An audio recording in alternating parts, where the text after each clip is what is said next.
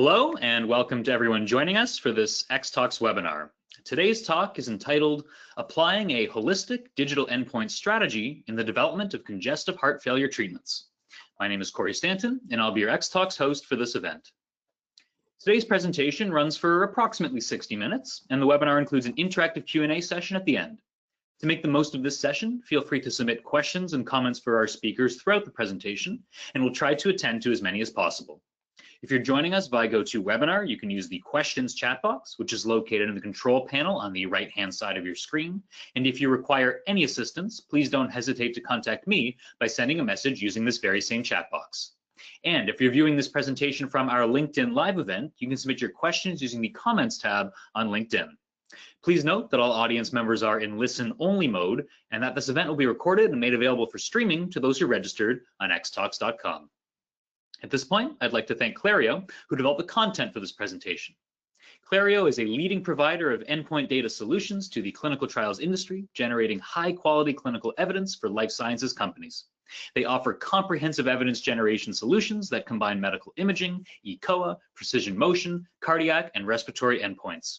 For more than 50 years, Clario has delivered deep scientific expertise in broad endpoint technologies to help transform lives around the world.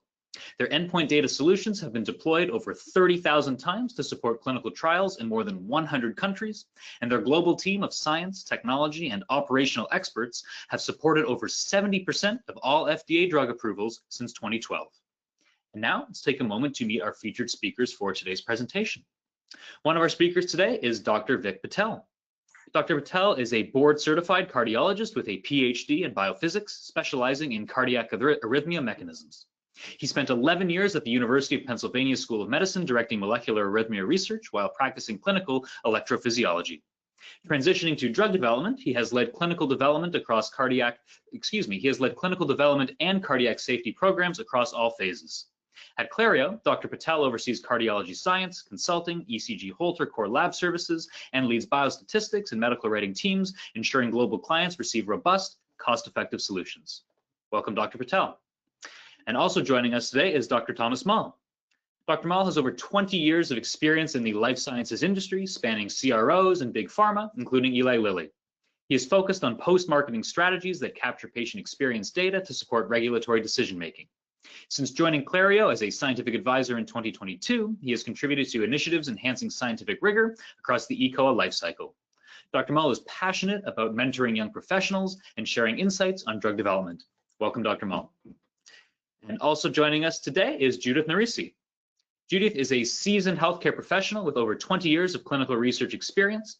And trained as a critical care RN, she began as a study coordinator and progressed to safety event case management and adjudication. At Clario, Judith now serves as Senior Medical Affairs Associate for adjudication, having led teams that rescued large programs and supported multiple drug approvals. Her work includes reviewing thousands of cases for major cardiovascular outcomes trials. Welcome, Judith. And rounding out our panel today, I'd like to welcome Dr. Tanya Varselli. Dr. Varselli has over 20 years of experience supporting clinical trial clients with medical and scientific expertise. At Clario, she provides guidance to study teams and develops tools to enhance cardiovascular imaging services. Previously, she served as an imaging research scientist on over 80 trials spanning phases 2 through 4 and pilot studies. Dr. Varselli began her career as a PhD candidate at the Cleveland Clinic and earned her PhD, Master's, and Bachelor of Engineering summa cum laude from Case Western Reserve University. And now, without any further ado, I'd like to hand the mic over to our first speaker today, Dr. Vik Patel. Dr. Patel, the floor is yours. Thank you very much, Corey. So today I just want to quickly run over the agenda for today's webinar. I'll do a brief overview of the epidemiology and the shifting therapeutic landscape in heart failure trials.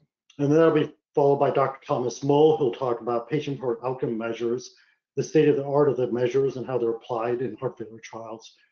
Then Dr. Varselli will talk about the different imaging modalities that are used to assess structure and function of the myocardium and heart failure trials to support efficacy endpoints.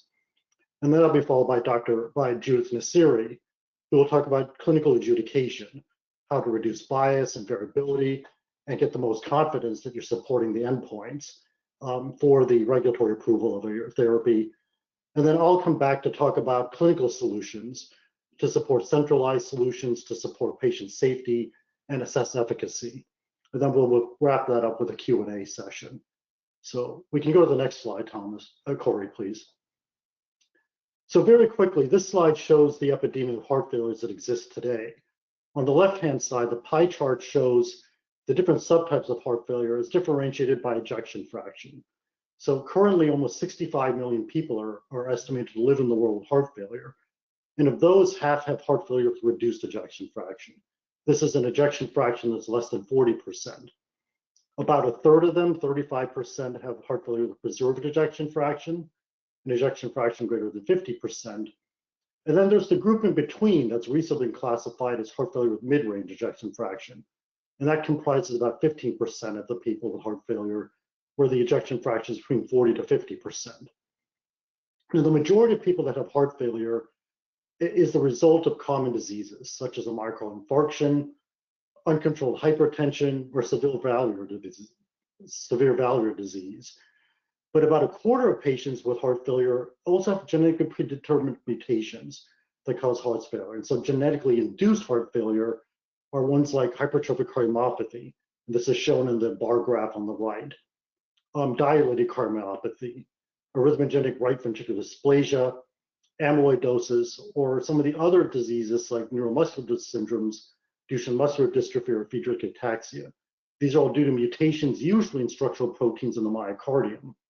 And as you can imagine, the therapies for those with genetically based heart failure might be different than those that are given for more commonly induced heart failure.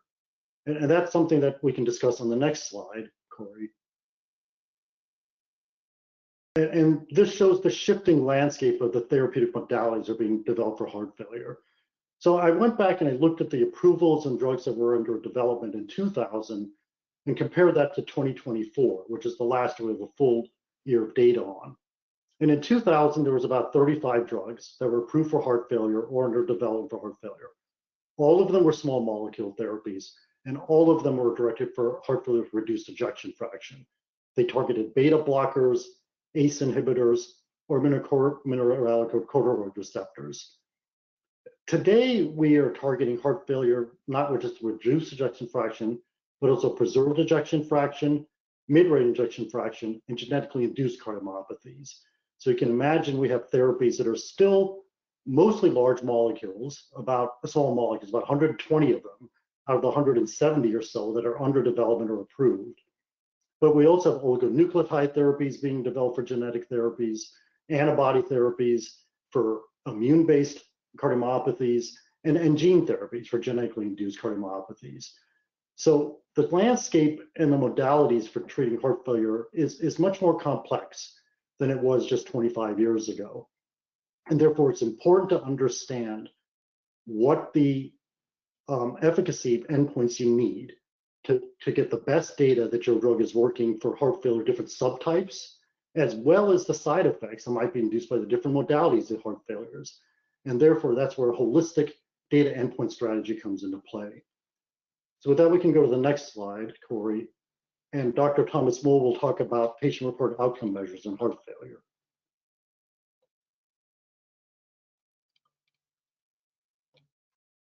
Thank you, Vic.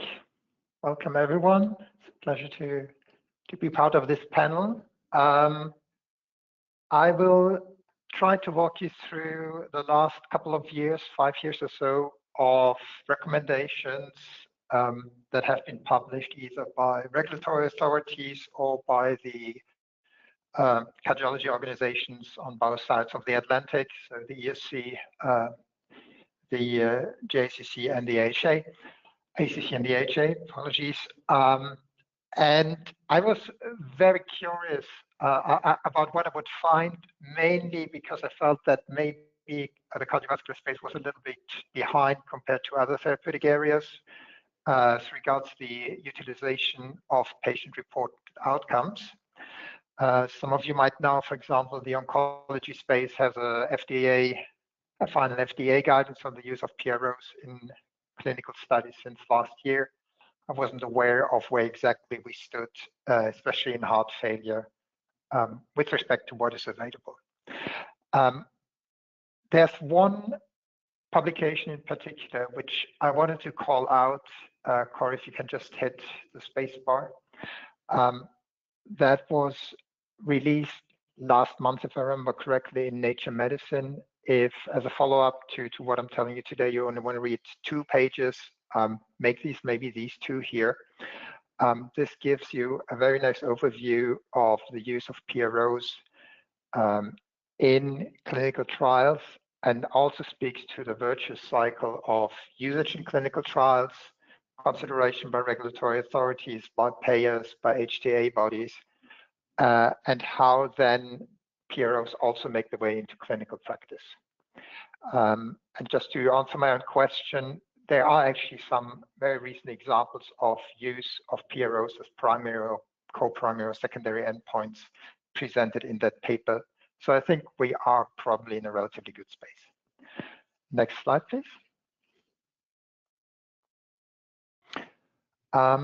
What you can see here is a graph lifted from an abstract that was published last year, which looked at the overall numbers of studies that were using patient-reported outcomes. There are different codes, and I don't think everyone can read the legend. So the highest line, highest upper line is the total number of PROs. The bluish line next to it is the number of PROs which are specific to heart failure, as an indication. And the light blue line, the third from the top, is the KCCQ, so the Kansas City Cardiomyopathy questionnaire. And as you can see, the KCCQ is clearly driving this overall increase, with a bit of a contribution of other heart failure specific PROs, plus some contribution of non-TA, non-therapeutic area specific general quality of life questionnaires. The uptick occurs, I think it was in 2017, which is well in line with the fact that the KCCQ started to go through the FDA qualification process. As of 2015, I believe this process was finished in 2019. And as such, I think it's fair to say that nowadays the KCCQ is a bit of our gold standard as regards a heart failure specific patient-reported outcome. Next slide, please. I did take a look at the heart failure specific regulatory guidances which are available. I decided to start with the one by the European Medicines Agency, which starts to date a little bit, but as you can see, even back in 2018, they already mentioned that patient-reported outcomes could provide important information about the symptoms and the quality of life experienced by trial participants. And they give some recommendations on how to choose the best suited PROs around. What is interesting is that while they do recommend that they be used only as secondary endpoints, they would apparently be ready to give them consideration in those patient populations which cannot easily complete symptom-specific assessments due to the limitations. So let's say, for example, a walk test if someone is already very severely affected. The FDA has a heart failure guidance, which is still in draft, was released in 2019, and which contains a very detailed section on the use of efficacy endpoints, which are related to how patients feel and function, which is a very verbose way of saying PROs. They dwell on the trifecta of PROs being able to inform us about symptoms, about patients' function, and about their quality of life. And they clearly state that the FDA is willing to consider studies that use novel endpoints, including other clinical outcome assessments than the more clinical ones geared towards functional capacity. And I think this is probably written already as a reflection of the KCCQ going through the qualification process. There's an important call out which also deserves to be highlighted in that guideline. the agency is open to sponsors contacting them early on in order to discuss the inclusion of PROs in clinical development programs. Next slide, please. So in contrast to the regulatory guidances on heart failure, which start to date a little bit, we do have relatively recent and very big heart failure practice guidance from the European Society of Cardiology from 2021. As far as I can tell, the main guidance does not speak to the use of patient-reported outcomes in the diagnosis, treatment, or management of heart failure. However, and again, I think this is a publication that those of you who are interested in the subject should seek out. In 2023, the ESC released a very long position paper on the use of PROs across the entire cardiovascular clinical practice space, which included more than 30 patient-reported outcome measures that were specific to heart failures.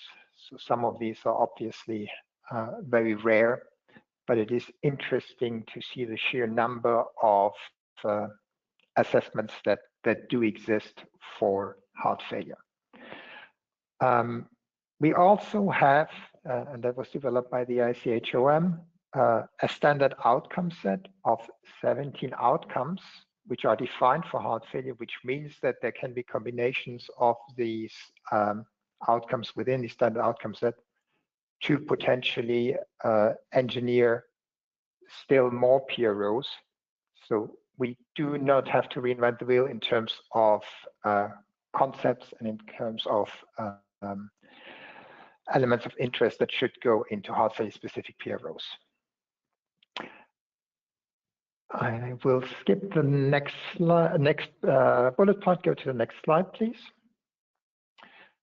I just wanted to highlight that with respect to being more heart failure specific again, we have had 2 more position papers which kind of speak to the idea I mentioned earlier on that we can have a virtuous cycle between the use of PROs in clinical studies, their discussion, their acceptance, the considerations by regulators, payers, and the organizations themselves who may include them into their clinical practice guidances, and thereby pave the way for these PROs becoming a part of clinical practice as a whole. So you have 2 references there. I did want to put in that bottom panel just to illustrate more visually that in terms of outcomes, typical outcomes for heart failure studies, you have those which are closely related to disease characteristics and symptoms, which are usually within the focus of the clinician, although the symptoms may also specifically be reported via PROs, as may be the case for the functional limitations and the health-related quality of life. So the 3 main areas that PROs inform us on, which I already mentioned earlier. Next slide, please. Which is also my last slide. So we're closing the parenthesis on the European Society of Cardiology position papers and circle back to the clinical practice guidance by the AHA, the ACC, and the Heart Failure Society of America, which is from 2022. And what is interesting is that although this practice guidance admits that with respect to PROs, there is still an evidence gap regarding their usefulness in clinical practice, which requires future consideration in research or through the acquisition of real-world evidence. Besides these limitations, there is still a moderate class 2A and level CLD recommendation for the inclusion of PROs in routine clinical care. The ACCHA specifically mentioned the KCCQ or the Minnesota Living with Heart Failure questionnaire and discussed their advantages over a strategy which is purely relying on clinical clinical assessments or performance tests. So I have these summarized as kind of my wrap-up. With PROs, we will have a better understanding of symptom burden and prognosis, which in turn should lead to better treatment decisions and a higher quality of life by the patients. We should be able to better identify high-risk patients that need closer monitoring and maybe referral. And overall, it's known that patient centricity that is conveyed by the use of PROs favors a better adherence by the patients. And with that, I'll pass it on to Tanya. Hi, I'm Tanya Barcelli, and I'm going to talk about cardiac imaging and heart failure trials. Next slide. So as Vic mentioned, heart failure is categorized into several subtypes, which are classified by the left ventricular ejection fraction, or LVEF. The ejection fraction is the percent of blood pumped out of the heart in a single heartbeat.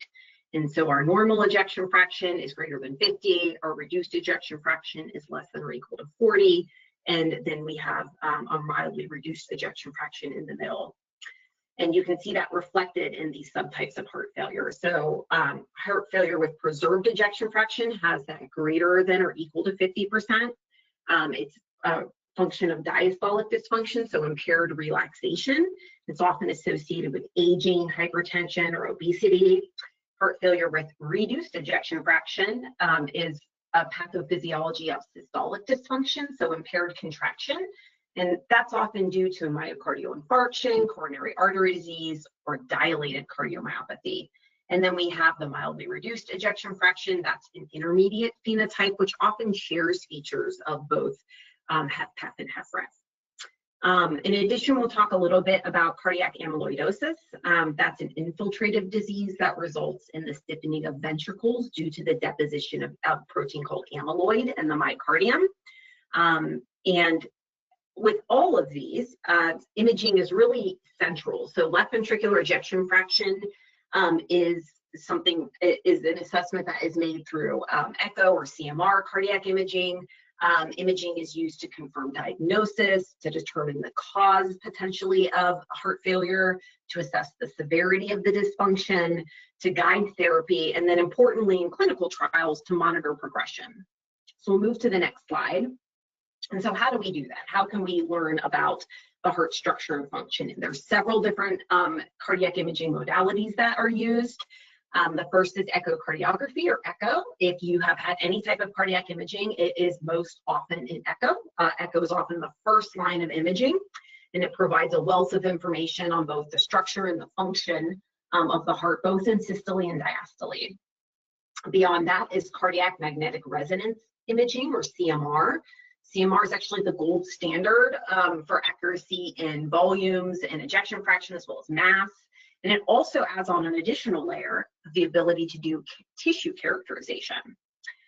We have nuclear imaging like SPECT and PET. That's used perfusion imaging for ischemia or viability. It's also used in the diagnosis of cardiac amyloidosis.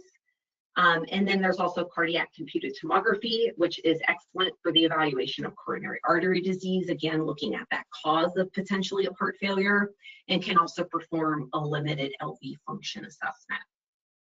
So in the schematic to the right, this is a patient with cardiac amyloid diagnosis, and so it uses multimodality imaging.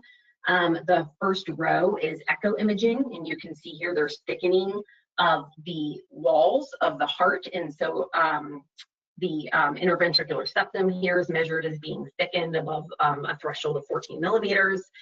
And the one next to it, that's a bullseye of global longitudinal strain, so it's looking segmentally at strain, and you get this really classic pattern with amyloid of this cherry on top, where you see apical sparing where there's normal strain, and the other segments of the heart have a reduced deformation. The middle row is cardiac MR, and so here we're looking at tissue characterization. So the ECV here is expanded, and then we see a diffuse subendocardial LGE that's typical of amyloid. On the bottom, we have positive planar bone scintigraphy, and then confirmed cardiac uptake on the SPECT CT of the amyloid tracer. So we'll move to the next slide. So all three of those modalities are working together to be able to diagnose that cardiac amyloid. And what type of endpoints do we see in these heart failure clinical trials? So there's a lot of them with cardiac imaging. Primarily, obviously, we're looking at LVEF. That's a measure of systolic function. It's a predictor of mortality in response to therapy. With EF comes out the end diastolic and systolic volumes, and that can reflect chamber dilation. LV mass and the wall thicknesses are a measure of hypertrophy, and regression of that hypertrophy is linked to improved outcomes in these patients. Left atrial volume index is a marker of chronic diastolic dysfunction that has resulted in atrial remodeling. The E/E ratio is a tissue Doppler assessment, which is reflective of diastolic function. We talked a little bit about global longitudinal strain. That's a sensitive marker of subclinical systolic dysfunction. So you'll often see a change in the strain before you would see that reflected in the left ventricular ejection fraction. RV function, like TAPSE, RV strain, the S prime is important in advanced heart failure studies, as well as all studies for pulmonary arterial hypertension. And then we have tissue characterization, like myocardial fibrosis and perfusion. For CMR, that's LGE, T1 mapping. That looks at the fibrosis is looking at structural remodeling and has prognostic value. For perfusion, you're looking at ischemia, viability, or inflammation in the heart tissue. And then, of course, stress imaging as well. So let's move to the next slide. So if you notice on the prior slide, most of those imaging endpoints can be assessed via echo or CMR. So how do you choose which one in a clinical trial that you're going to employ, or do you use both? So here are some advantages and disadvantages of echo and CMR, as those are the two most common ones we see. Echo has a lot of really strong practical and logistical advantages. So it's non-invasive, it's cost-effective, it's easy for the patient to cooperate, it's widely available globally, so it's really important in those big phase 3 trials. There are published standards from the American and European societies. There's no radiation, and you rarely need contrast. It does, however, have some drawbacks. So the resolution is inferior to CMR. That's why CMR is the gold standard. It's operator dependent. So the person who is positioning that probe and taking those images, the quality of those images is really dependent on their skill. And there's some variability in the measurements. So for example, EF can be calculated several different ways, and you want to be really consistent throughout the course of the clinical trial to ensure that you're able to make those longitudinal comparisons. CMR has a lot of really strong technical advantages. It has high resolution, it's reproducible, it has a superior blood tissue contrast, you can image in any plane and get a 3D data set. It's the gold standard, and it has no radiation. But some of the considerations, it has a much higher cost. Patients can be claustrophobic, so you may have some patients that do not want to get a CMR. And they require contrast, which can limit some of the people who could participate if they have lowered kidney function or an allergy to contrast. Also, if they have any implanted devices that are not MR compatible, they can't have a CMR. It's a longer scan, and it does also require good technologist expertise to get good quality imaging. So we typically see echo performed longitudinally for multiple time points throughout the course of a clinical trial, monitoring for safety and for efficacy. And we typically see CMR also in some of these clinical trials at baseline and at specific endpoints in which they want to be able to do an analysis. And that's when you're looking at that tissue characterization, or you're looking at that gold standard imaging for your EF volumes and mass. So moving to the next slide. What are the challenges that we see in these endpoint assessments? And then how does Clario try to mitigate those risks? So there's variability that's introduced at every level throughout acquisition all the way through to analysis. And so standardization, of course, is the key for robust analysis. So Clario always recommends on the clinical trials to use, when possible, the same imaging personnel, the same equipment across a given study participant's time points. We implement a standard set of views or series of parameters to be followed at every time point across all patients. That's outlined in the site manual. We perform study-specific training to the imaging personnel who will be acquiring images, and we, for echo and CMR at least, require a qualification volunteer scan. And so we're really just trying to make sure there that the imaging personnel have an appropriate skill level and they understand what's required for acquisition for this specific study, especially if it's differing from standard of care. When we get the images in, we're performing QC by Clario's internal team of registered cardiac sonographers and technologists. For some modalities, we can request rescans if we are missing key views or series or there's suboptimal image quality. And when performing our reads, we use AI pre-processing to ensure that we're doing a consistent analysis each time. And when possible, we have a single physician reader performing those overreads to try to minimize the variability we can see in reader assessment. And then, of course, we contract for study-specific variability overreads to perform that analysis throughout the course of the study. Next slide.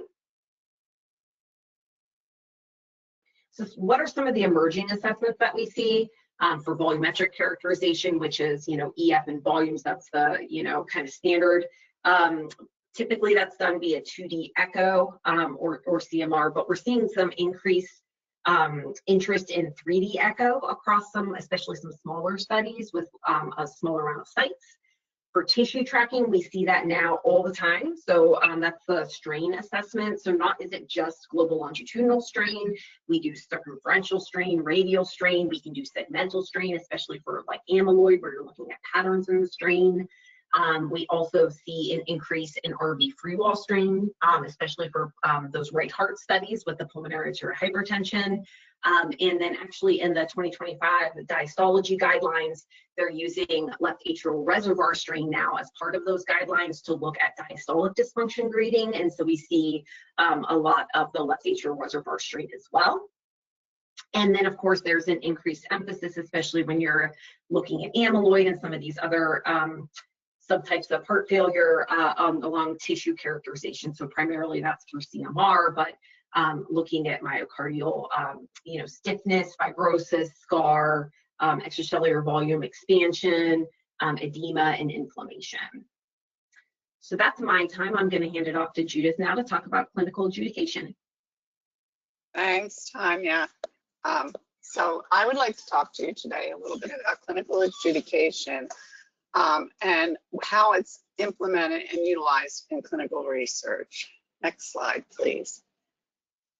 So what is clinical adjudication? And it's a standardized process where predefined clinical events are assessed by therapeutic area specific experts in an unbiased manner, independent of the site and the sponsor.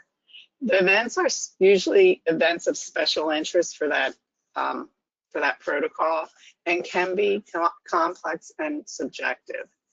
Adjudicating them helps to eliminate cultural differences across study sites, and it is especially needed when events fall outside of the PI's area of expertise. Next slide, please. So the value for adjudication is it provides data consistency, it enhances patient safety, it facilitates regulatory approval, and strengthens clinical evidence. It clearly provides increased data integrity, consistency in results, and aligns with regulatory expectations. Next slide, please. So we can't talk about clinical adjudication without talking about major cardiac adverse events, because that's truly where adjudication started in the cardiac event arena. And it was motivated by the belief that compared to site PIs or study coordinators, centrally adjudicated events provide a greater validity to the study results.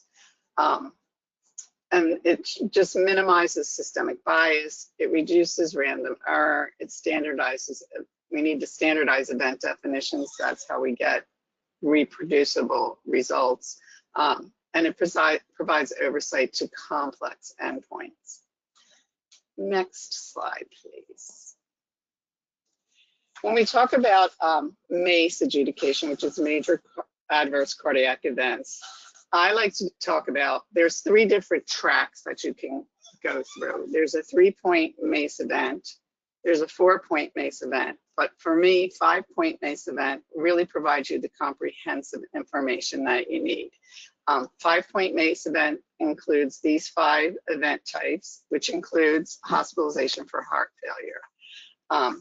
It helps, the 5-point helps to track overall disease progression by helping track how a therapy impacts the overall course of cardiovascular disease for that subject.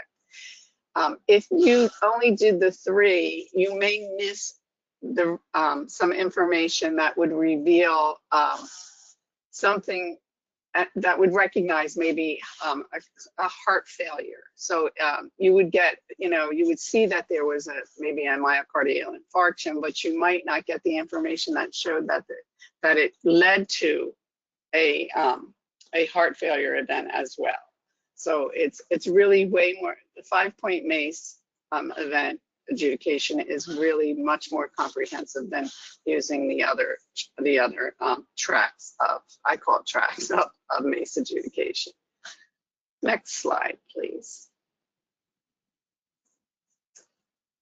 So adjudication enhances the validity of your study results because the definition removes regional variations in diagnosis. You're using independent key opinion leaders to assess these source documents, which removes a lot of the biasing in reporting. And then the clear definitions help to filter out noise and provide definitive, reproducible results. Next slide, Corey. And I just want to point out, I'm really big on clear definitions because I've worked in clinical adjudication for quite some time, and I found that if the definitions for an event are not clear and defined, you can have problems halfway through your study and wind up going back and having to re-adjudicate cases. So if for a heart failure event, the patient has to be hospitalized, that needs to be in your definition.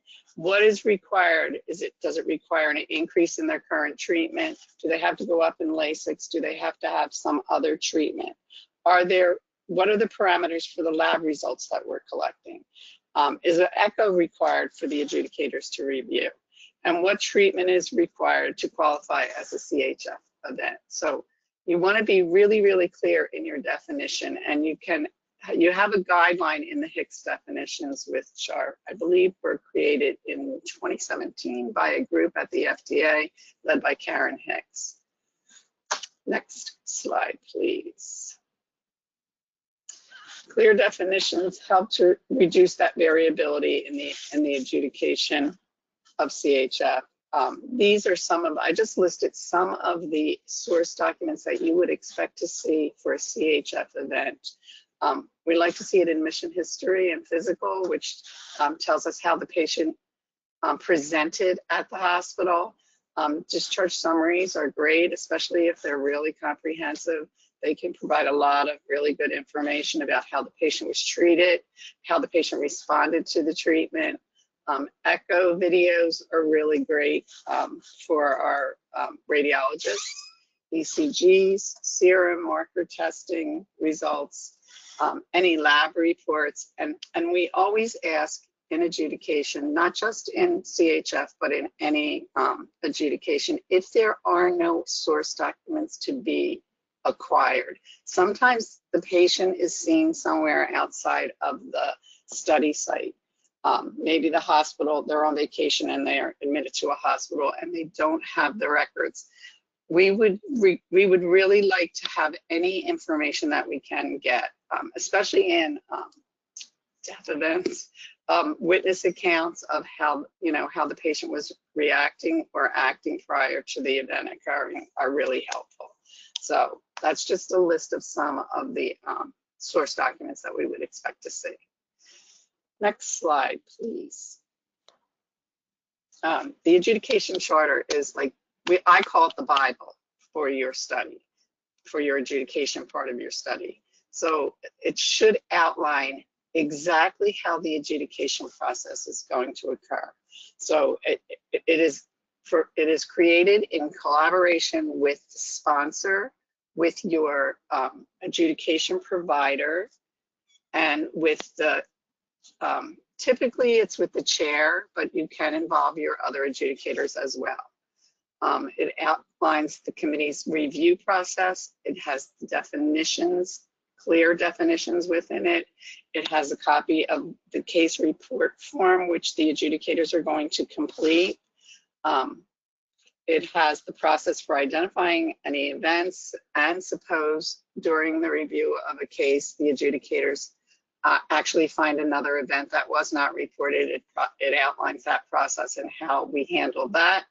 It lists the PT terms that could that are usually used to trigger an event. It outlines a re-adjudication process if the case needs to go back for re-adjudication, all the roles and responsibilities for everyone involved in the adjudication process, and it lists the expected source documents. Next slide. So some key takeaways that I would like to outline. Adjudication minimizes bias. So if you think about it, you want to make sure that your adjudication vendor is the contractor of your adjudicators. Because if the sponsor's contracting and paying the adjudicators from their company, it doesn't lend well to independence of the adjudicators, and regulatory authorities don't look at that. They frown upon that. So you would, the best way of doing that to remove the biasing is to have your vendor, your adjudication vendor, contract your adjudicators. Communication and collaboration with your service provider is real, who has an experience in the standards and challenges. Adjudication does not have written rules like safety in regulatory authorities have safety rules where you have to report within a certain amount of time. That is not so with adjudication. So there are standards that we have worked under for many, many years. And you want a provider who knows those standards and can guide you properly in the standards for adjudication. Your documentation, you want robust and detailed charter that really outlines everything clearly. You don't want to include all the external steps. You want to include in your charter the steps for the adjudicators, how we're receiving those cases, what they need to, what they're going to see, what are the source documents they can expect, the form that they're going to be expected to complete.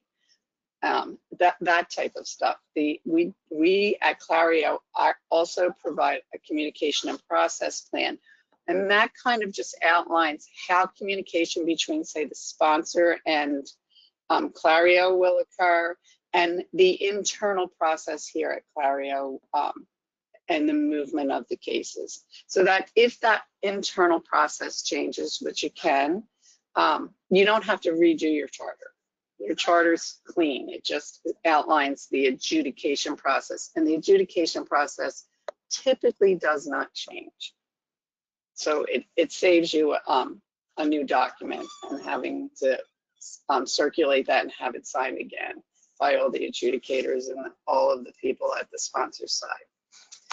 Technology. So the ease of the use of the application. You want to have a platform that is easy for not only the adjudicators, but you want your sites to, you want it to be easy for the sites to use. So you want them to be able to upload those source documents easily, answer a query easily, and you also want the adjudicators to be able to do the same, issue a query, get a response, access those source documents and the case report form easily. I believe that may be my last slide. I think that's it. Yes, thank you. And so now Vic Patel will talk about cardiac solutions. No, thank you, Judith. We can go to the next slide, Corey. And so I'll try to move this quickly so I have time for questions. But the one thing I just want to emphasize with heart failure patients, that this is a population that's at very high risk for adverse cardiovascular events. I think everyone here understands that. And so because of that, in order to assess safety and get good data to assess efficacy, you need to get data that has the least amount of variability and the most robustness. And that often is done by centralizing the data. So it's standardized in the way it's collected and it's interpreted. So this includes collecting safety ECGs, which you have to do frequently in these populations, extraction ECGs matched to PK for QT assessments, arrhythmia monitoring and conduction block, which these patients have frequently using patch and Holter, and then assessing blood pressure as a safety assessment. So I'll talk about each of these in a little bit more detail. If we go to the next slide, Corey. So safety ECG monitoring is critical in heart failure trials. This is because these patients are at such high risk for adverse cardiovascular events, and 12-lead ECG is still the gold standard for assessing morphological changes that occur during a study for any indication. Patients with heart failure are at much higher risk of having myocardial ischemia and infarction, and 12-lead ECG is the best way to detect these. Because these patients have a higher incidence and risk of these events, you need to get much more frequent ECGs during heart failure studies than you would in another indication. And again, centralizing the collection of these ECGs can reduce the variability, reduce the incidence of false positive safety signals and false negative safety signals to best protect patient safety. You can go to the next slide, Corey. As I discussed at the beginning of the webinar, most therapies that are being developed for heart failure are small molecule therapeutics. And small molecule therapeutics do have the potential for off-target cardiac effects to prolong the QTC interval. As we know, this is a highly regulated area, and all drugs that go to market have to have a study to discharge the risk of QTC prolongation. The best way to do this is collect continuous 12-lead ECGs and then extract 12-lead ECGs that are matched to PK time points to collect dense PK ECG mass collection data sets that can discharge the risk or assess the risk of QTC prolongation with your asset. For large molecules, antibodies, you don't need dense ECG PK matched time points, and you can just assess this risk using safety ECGs. But different therapeutic modalities, such as oligonucleotides and modified engineered proteins, may need to get a QT assessment. And this will be assessed on a case-by-case basis with the FDA, and you still may need to do dense ECG PK analysis to discharge QTC prolongation, even though these are considered large molecules. We can go to the next slide. Again, because heart failure patients are at such high risk for cardiac events, they have an increased frequency of ventricular and atrial arrhythmias, as well as conduction blocks. However, these events may be sustained or they may come in frequently, and therefore 12-lead ECG is not really that useful in detecting the burden or the incidence of these. You need to use continuous ECG monitoring in these cases with either patch or Holter over days or weeks to really quantify the burden of these ventricular arrhythmias, atrial arrhythmias, and conduction blocks. In addition to assessing these events for safety in heart failure trials, they can even be used as efficacy endpoints in certain genetic cardiomyopathies. So in cardiomyopathies such as arrhythmogenic right ventricular dysplasia or catecholinergic polymorphic VT, the PVC burden and the incidence of non-sustained VT episodes can actually be an efficacy endpoint. And again, Holter and patch monitoring is the best way to collect these assessments. The one thing I want to emphasize is when you do continuous ECG monitoring, you're collecting a large amount of data. And then, so in order to really be sure that the events that you're collecting on therapy are treatment related, you need to make sure you have sufficient amount of pre-dose controls or an adequately powered control arm, so that you know what the baseline events are, so you can determine that events you're detecting are related to therapy or not, and not just due to the underlying heart failure. And go to the next slide, Corey. And then the other assessment that we need to concern about for safety in heart failure studies is blood pressure. So again, most blood pressure monitoring in heart failure trials will be a safety assessment. It's really not going to be an efficacy assessment. But we know that because most therapeutics that target the vasculature, if you're reducing afterload, have the potential for hypotension. This is very important to monitor to make sure the patients don't reduce their blood pressure too much. There's also the potential for hypertension But again, unless it's a first in human trial, most drugs that increase hypertension aren't going to progress further. So that's less of an issue, but still something to consider. You're going to be using clinic BP as the mainstay for assessing blood pressure in heart failure trials. This will give you longitudinal assessments of blood pressure and hypotension across multiple visits and longitudinal assessments throughout the study. And you can use home BP to augment this. This will give you a better assessment if the risk of hypotension is maybe increased. It can also reduce the incidence of white coat hypertensive induction, and it can give you ability to get and schedule blood pressure measurements if needed. Ambulatory blood pressure is also used in heart failure trials if you want to assess nocturnal blood pressure changes, which is also important in heart failure. This has implications for cardiovascular outcomes and is something that can also be assessed at the beginning and the end of the trial. Let's go to the next slide, Corey. So now I just want to quickly summarize cardiac solutions in heart failure trials. And again, I want to emphasize that because heart failure patients are at high risk for cardiovascular adverse events, it's important that they get frequent ECG monitoring to protect patient safety. These patients also have an increased incidence of atrial arrhythmias and conduction block, where continuous ECG monitoring using Holter and patch is warranted to monitor safety, and can also be used as a primary endpoint assessment for genetic cardiomyopathies. And blood pressure monitoring is predominantly a safety assessment in heart failure trials, where you use clinic and home blood pressure as the mainstay for this. But ambulatory blood pressure can be used to assess nocturnal blood pressure changes when indicated and has implications for cardiovascular outcomes. So we can go to the next slide, Corey. Now, I just want to quickly summarize the key takeaways from the webinar and what we discussed today. And so what we've discussed is that you really want to optimize trial efficacy. And this can be done by centralizing assessments for ECG collection, blood pressure, QT assessments, arrhythmia, and patient-reported outcomes.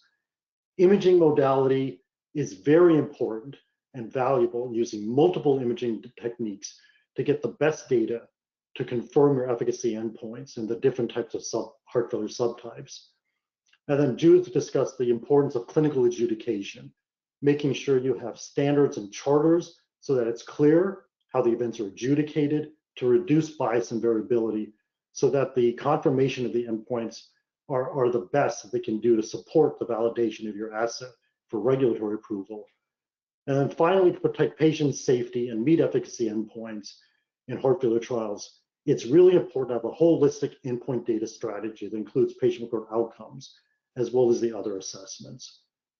So thanks, Corey. With that, we'll go to the next slide, and I think we're open to taking questions now.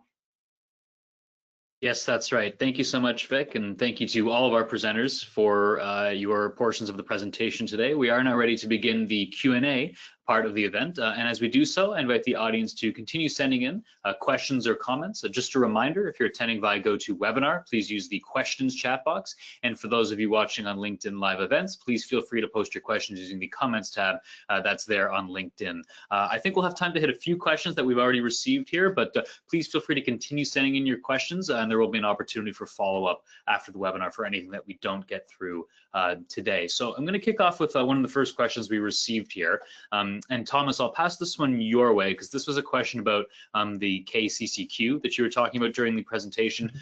Audience member is mentioning how it's currently the gold standard as a PRO for heart failure, but they're mentioning that it's a bit long and it has more than 20 questions. Are there any alternatives to this? There actually is a shortened version. Was very interesting and very timely. Is earlier this year there was a publication about a prospective cohort study which validated the KCCQ 12, so the abridged version, in terms of its prognostic value.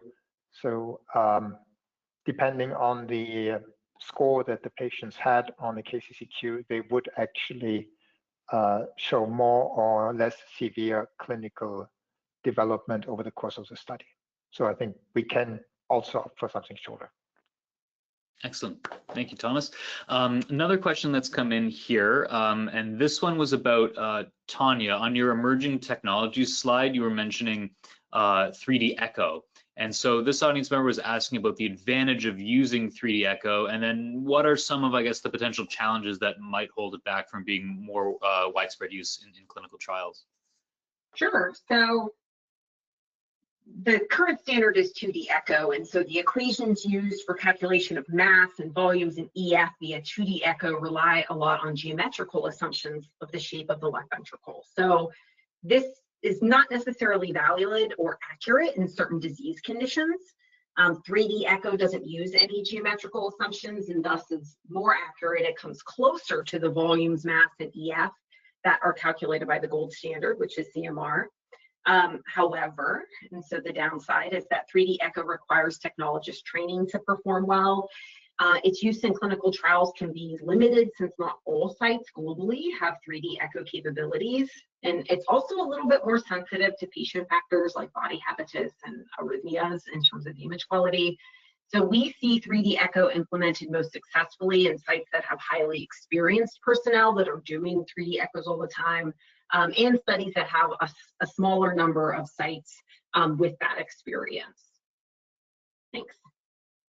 Fantastic. Thank you so much for your response to that. I think we'll have time to hit a couple more questions here, but just again, to our audience, please feel free to continue sending in questions. We'll make sure that they're passed on to the team at Clario. If we don't have a chance to get to them, you can also, of course, reach out using the email address up there on screen. Very simple, science@clario.com for follow-up after today's event. So I think this will be our one of two more questions. This one for Judith. Audience member was asking about what are some of the logistic challenges that sponsors commonly face in setting up that adjudication workflow. So I'm off mute, thank God, because typically I talk on mute.